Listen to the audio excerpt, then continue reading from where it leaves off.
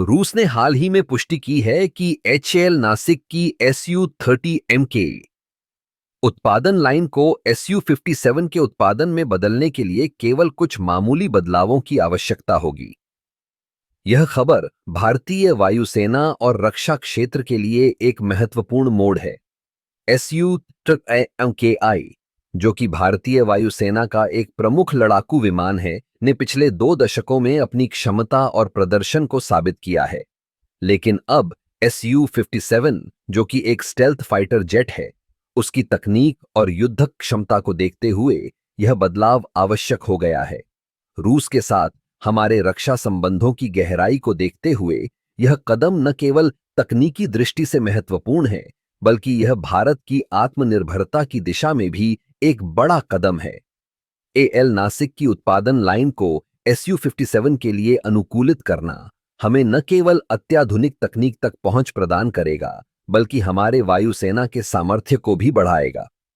SU-57 की विशेषताएं अद्वितीय हैं।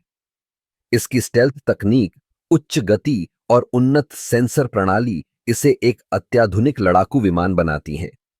यदि हम SU-30MKI से SU-57 में संक्रमण कर पाते हैं, तो यह भारतीय वायुसेना को एक नई शक्ति प्रदान करेगा। इस बदलाव के लिए HAL को कुछ तकनीकी सुधार करने होंगे, जैसे कि उत्पादन प्रक्रियाओं में बदलाव और नई मशीनरी का समावेश। लेकिन यह सब कुछ संभव है क्योंकि HAL ने पहले भी कई बार अपनी क्षमताओं को साबित किया है। इस बदलाव का एक और महत्वपूर्ण पहलू यह है कि यह भारत को वैश्विक रक्षा बाजार में एक नई पहचान देगा। जब हम SU-57 का उत्पादन शुरू करेंगे, तो यह न केवल हमारी वायुसेना को मजबूत करेगा, बल्कि हमें निर्यात के अवसर भी प्रदान करेगा। रक्षा क्षेत्र में आत्मनिर्भरता की दिशा में यह एक बड़ा कदम है। भारत ने हमेशा से अपने रक्षा उपकरणों के लिए विदेशी निर्भरता को कम करने की कोशिश की है। SU-57 का उत्पादन हमें इस दिशा में एक महत्वपूर्ण बढ़त देगा। इस प्रकार रूस की पुष्टि ने हमें एक नई दिशा दिखाई है।